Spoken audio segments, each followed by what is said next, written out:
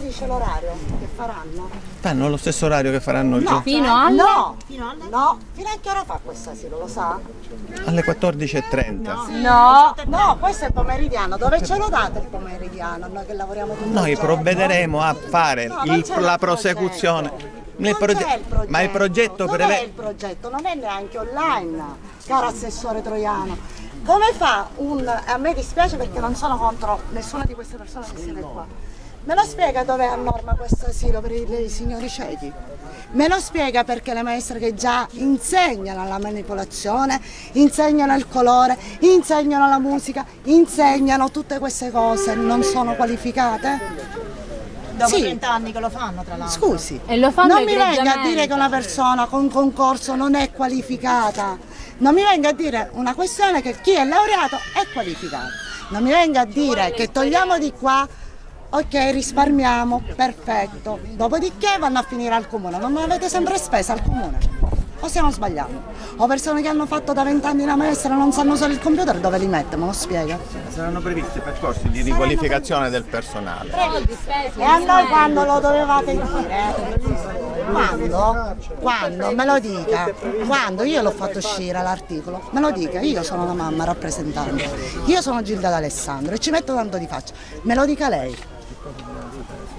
Quando ce lo dovevate dire? Che già vi siete organizzati per esternalizzare. Me lo spiega quando? Quando me lo devi dire che mia figlia di pomeriggio qua non viene? Quando mi deve dire volete farlo diventare con le belle arti, con la musica?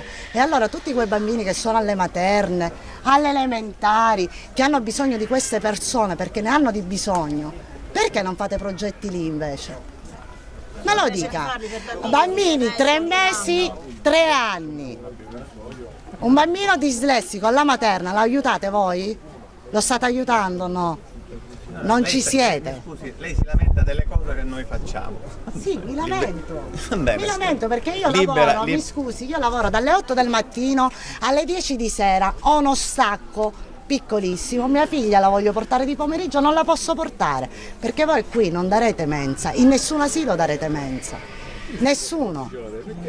Ma perché è così? Perché se esternalizzate farete dalle 7:30 alle ore 14. cose che è libera di dire in tutta. E allora lo dimostri, perché voi avete detto verbalmente, nel progetto c'è scritto via Calipso, nel progetto c'è scritto questo, nel progetto è quello, e il progetto ancora neanche c'è. Signora, mi scusi, il progetto è pubblico, chiunque lo vuole lo può Dov'è? chiedere.